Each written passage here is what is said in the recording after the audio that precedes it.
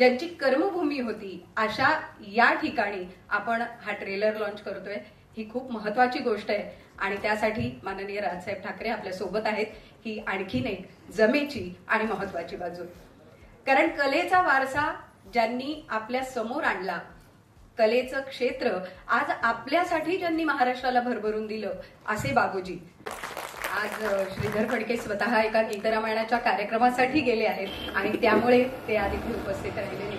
पण संगीत क्षेत्रातलं हे उत्तुंग असं व्यक्तिमत्व म्हणजे बाबूजी।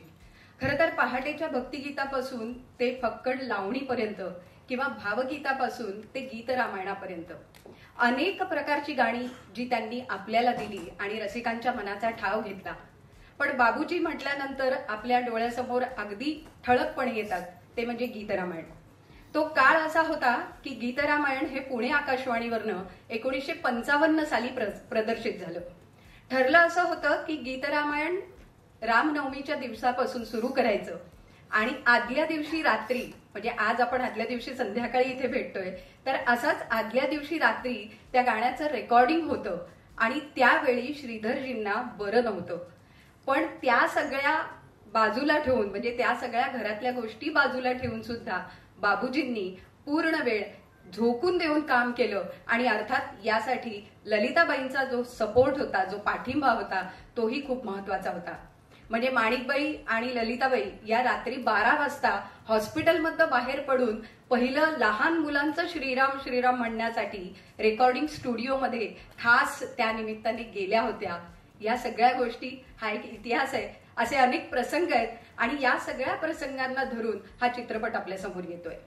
गीतरामायणाच्या बाबतीत अगदीच एक छोटीशी गोष्ट महत्वाची, ती म्हणजे वर्षाचे, म्हणजे या रामनवमीपासून पुढच्या रामनवमीपर्यंत असा तो गीतरामायणाचा कार्यक्रम पुणे आकाशवाणीवरनं करायचं ठरलं होतं।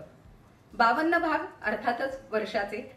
पण मंडळी, आपल्या सगळ्या दृष्टीने एक महत्वाची गोष्ट अशी घडली की त्या वर्षी अधिक महिना आला आणि त्यामुळे 52 भागाच्या ऐवजी आपल्याला 4 गाणी अधिक मिळाली आणि गीतरामायणातली 56 गाणी आपल्यापर्यंत पोहोचली।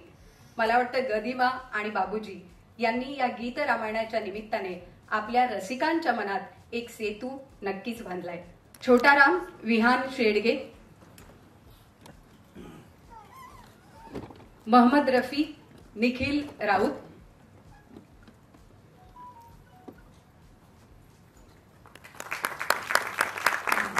श्रीधरजी, निखिल राजे शिर्के मंचावरच थांबायचे। श्रीधरजी यांची भूमिका ज्यांनी साकारली निखिल राजे शिर्के, अटलजींची भूमिका ज्यांनी साकारली ऋषिकेश जोशी,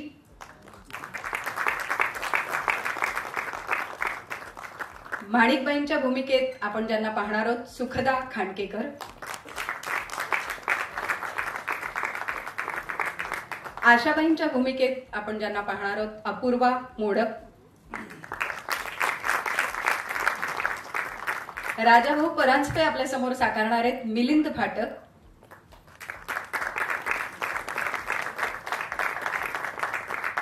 तरुण सुधीर फडके आदिश वैद्य, ललिताबाई फडके मृण्मयी देशपांडे, निर्माता लेखक दिग्दर्शक योगेश देशपांडे, निर्माते आणि प्रस्तुतकर्ते सौरभ गाडगीळ,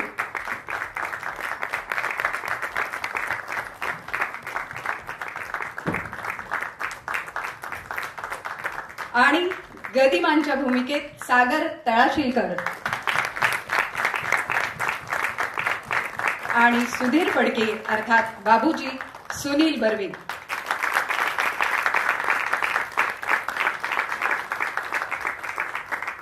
गदिमा आणि बाबूजींनी मध्यभागी उभं राहून मला वाटतं केंद्रस्थानी तेच होते आणि त्यामुळेच हा सगळा इतिहास घडला।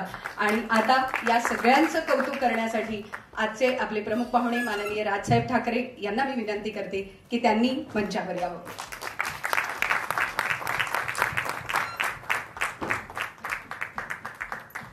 कलेचा एक वारसा जे स्वतः आज पुढे घेऊन चालले आहेत, ज्यांच्या घरी संगीत होतं आणि ते आजही पुढे चालू आहे। मी चित्रपटाचे प्रस्तुत करते सौरभ गाडगीळ यांना विनंती करते की त्यांनी पुष्पगुच्छ देऊन राजसाहेबांचं स्वागत करावं।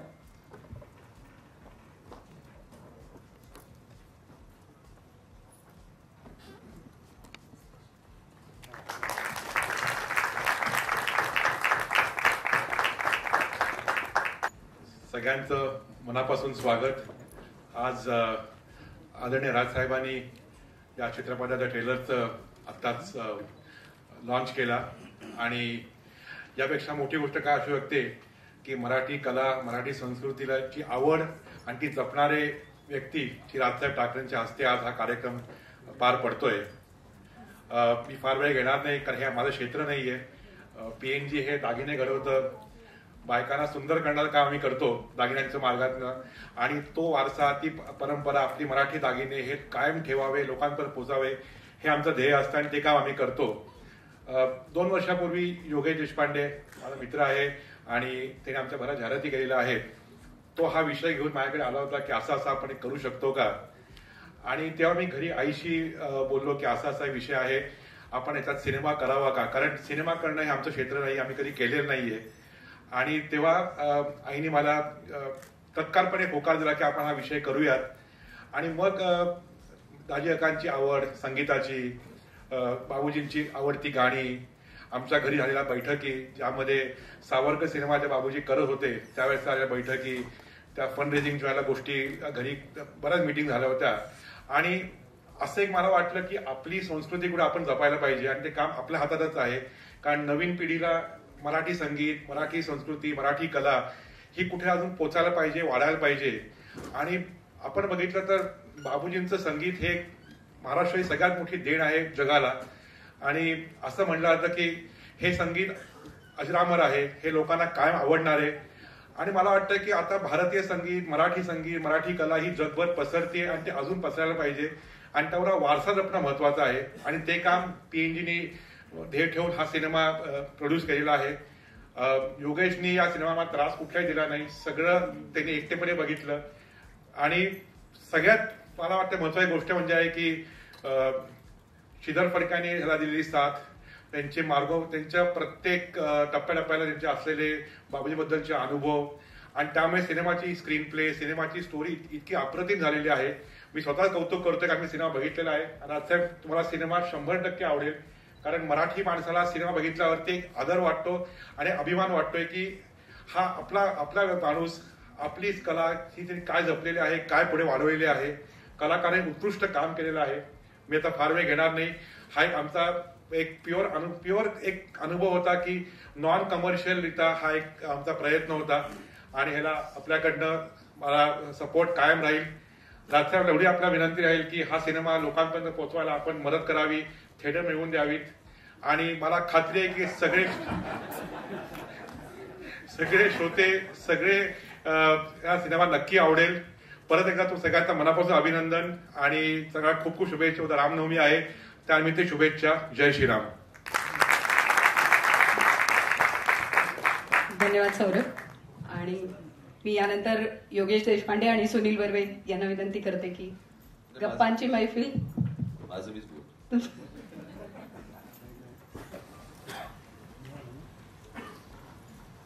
आज बाबूजींवरचा चित्रपट, त्याचा ट्रेलर आज लॉन्च झाला. माझ्या हस्ते का होतात मला माहित नाही, पण प्रेमापोटी असेल असं मी समजतो. खर तर योगेश देशपांडे दिवशी माझ्याकडे आले आणि मला तरी सांगितलं की अशा प्रकारचा बायोपिक आम्ही बाबूजींवरती करतोय. खूप कमी लोक आहेत अशी ज्याच्यावरती बायोपिक होऊ शकते. आता ही बायोपिक कशी झाली मला कल्पना नाही, पण गाडगीळ, मी आपल्याला एक goष्ट सांगतो ह्यांची. दागिना दिसेल तिकडे गाडगीळ पोचतात एवढं नक्की माहिती मला. त्याच्यामुळे उत्तम चित्रपट झाला असावा.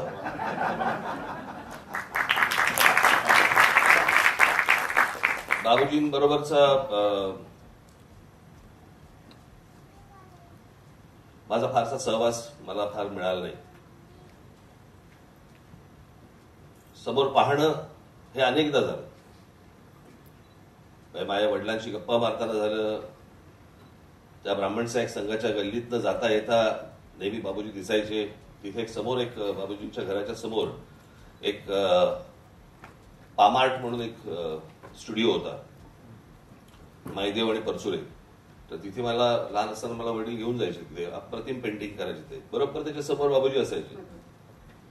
आणि मग अनेकदा माझे वडील तिथे गेल्यावरती बाबूजी खाली यायचे आणि मग त्यांच्यामध्ये जे काही संवाद व्हायचा, गप्पा व्हायच्या, तेवढंच पाहणं मला असं वाटतं माझ्या अनुभवात आलं.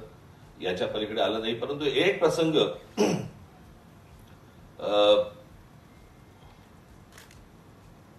बाबूजींची गाणी काय होती, बाबूजी काय होते, किंवा एक अशा प्रकारचा एक प्रसंग मला अनुभवायला मिळाला.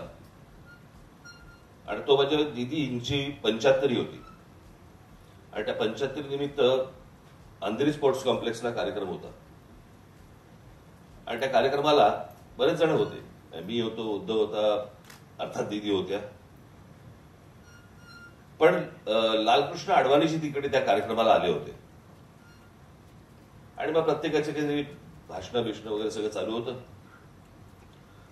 अचानक माझा हात कोणीतरी खेचला.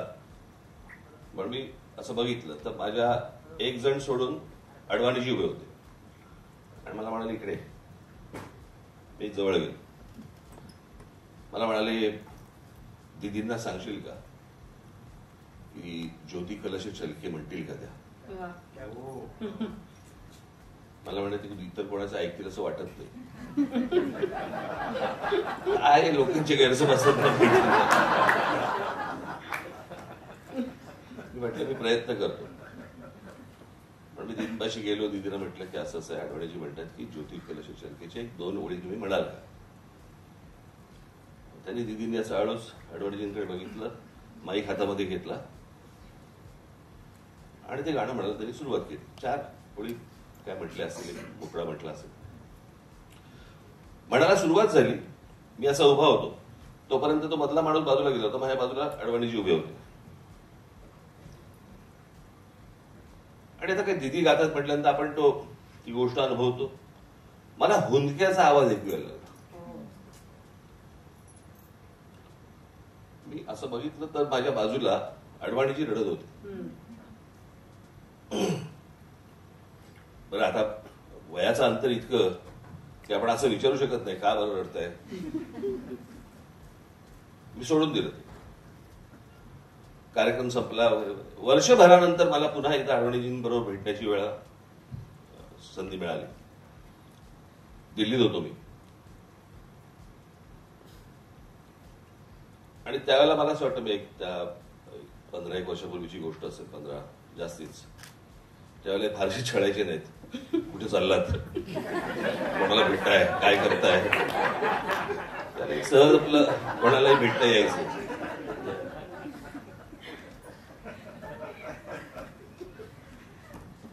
तर मी अडवाणीजींच्या घरी गेलो. मग गप्पा वगैरे झाल्या. गप्पा झाल्यानंतर मी त्यांना विचारलं, म्हटलं अडवाणीजी तुम्हाला आठवते का दीदींच्या 75 तुम्ही आला होतात. मला हो आठवतं. आणि म्हटलं तुम्ही मला सांगितलं दीदींना ज्योती कलश चलके गाणं म्हणायला सांगा. हो म्हटलं वाईट वाटणार नसं ते प्रश्न विचारू का तुम्हाला. विचारा ना. तुम्ही रडलात का. मला म्हणाले की मी तुम्हाला जुनी माझी आठवण सांगतो आमची.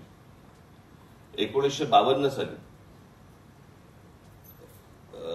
इरॉसला किंवा रिगलला कुठेतरी भाभी की चुडिया लागला होता. आणि त्यावेळेला जनसंघ त्यावेळेला मुळात स्थापन झाला होता. त्यावेळेला 52 साली. आणि ती पहिली निवडणूक होती. आणि त्या निवडणुकीमध्ये म्हणजे आम्ही तिथून बाहेरून चाललो होतो. मी आणि अटलजी आम्ही त्या थिएटरमधून बाहेरून चाललो होतो. आम्ही बघितलं भाभी की चुडिया. आम्ही दोघेही पडलेलो. आमचा अख्खा पक्ष गेला होता. आणि म्हणजे अंगात शक्ती नव्हती आमच्या. काय करायचं समजत नव्हतं की आता ह्याच्यापुढे राजकीय पक्ष, राजकारण कसं करायचं, काय पुढे कसं जायचं. म्हटलं जाऊ दे जाऊ. आम्ही त्या चित्रपटाला बसलो. त्या चित्रपटाला बसल्यानंतर हे जेव्हा गाणं ऐकलं, ते ऐकून बाहेर पडल्यावरती आम्हाला नवीन उर्मी आली. आणि आम्ही ठरवलं की ह्याच्या पुढे परत आम्ही कामाला सुरुवात करायची. आणि तो आम्हाला पराभवाचा काळ मला तो आठवला. आणि ती जी आम्हाला काय नवसंजीवनी मला त्या चित्रपटात आम्हाला जी मिळाली, म्हणून मला रडू आलं. मला असं वाटतं की हे अडवाणीजींचं म्हणणं किंवा बोलणं हीच बाबूजींच्या संगीताची किंवा त्यांच्या गाण्याची ताकद सांगून जाते. एखाद्या व्यक्तीला नवसंजीवनी मिळणं आणि नवीन काहीतरी कार्यास सुरुवात करायला लावणं हीच बाबूजींची ताकद होती. गाणी आजपर्यंत अनेकदा ऐकली, गातानाही ऐकलं, परंतु भेटण्याचा योग फार काही आला नाही. मला असं वाटतं की आज तो भेटण्याचा योग सुनीलकडनं यावा चित्रपट पाहताना, अशी एक इच्छा व्यक्त करतो. दिग्दर्शक देशपांडे आणि इतर आपण सर्व कलाकार यांना मी मनापासून शुभेच्छा देतो. मला वाटत नाही की मला थिएटर मिळवून देण्याची गरज लागेल. कळलं का? आता महाराष्ट्र हा चित्रपट निश्चित पाहिल आणि सर्व चित्रपटगृहांमध्ये हा जोरात धावेल, चालणार नाही, धावेल, अशी इच्छा व्यक्त करतो आणि आपण सर्वांची विरजा घेतो. धन्यवाद. जय हिंद, जय भारत. कार्यक्रमाच्या समारोपाकडे आपण येतोय, त्यामुळे मी मृण्मयी देशपांडेला विनंती करते की आज या निमित्ताने ललिताबाईंची भूमिका तुला साकारता आली आणि त्या निमित्ताने एक ते घराणं एक साकारता आलं, या अनुषंगाने तुझं एक छोटंसं मनोगत आणि आभार आपण मानावे. मृण्मयी.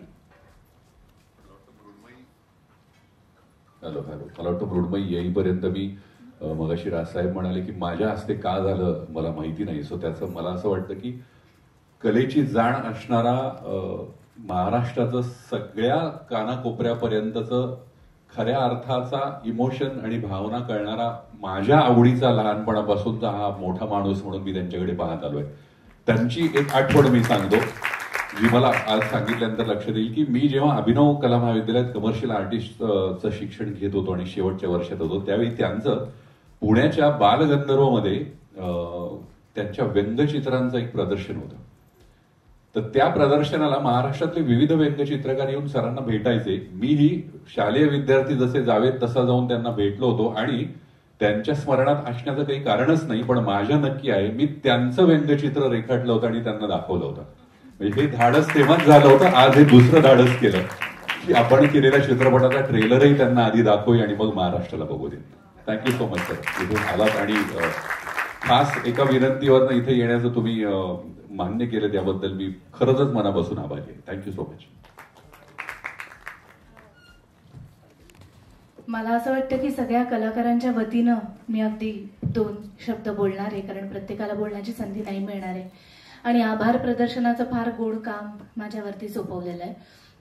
सगळ्यात पहिल्यांदा मला सौरभ आणि योगेश तुमचे महाराष्ट्रातल्या तमाम रसिकांच्या वतीने आभार मानायचे, कारण हा सिनेमा याचा घाट घालणं, कारण प्रत्येक जण संगीत क्षेत्रामध्ये कार्यरत असलेला किंवा बाबूजींची गाणी लहानपणापासून जो ऐकत मोठा झालेला आहे, प्रत्येक जण हे सांगतोय की हा सिनेमा बघणं ही आम्ही आमची जबाबदारी समजतो.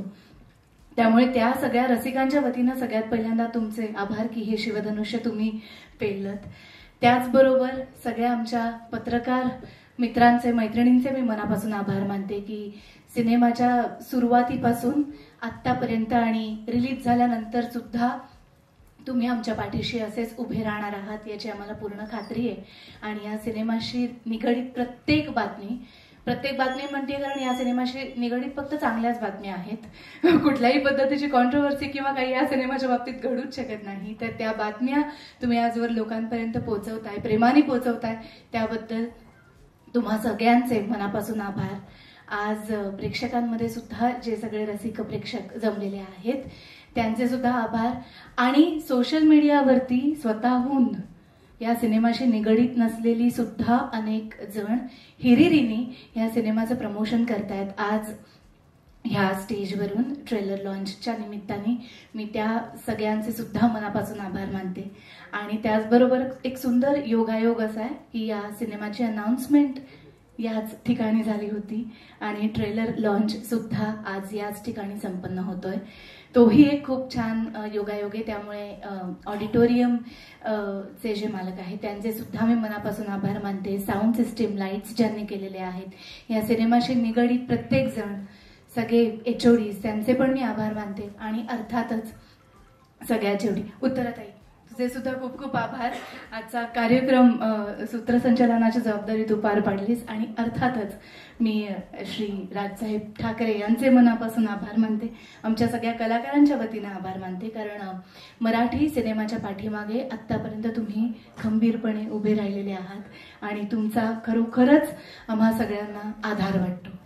आज तुमच्या हस्ते ट्रेलर लॉन्च होणं हे आमच्या सगळ्यांसाठी खूप आनंदाचं आहे.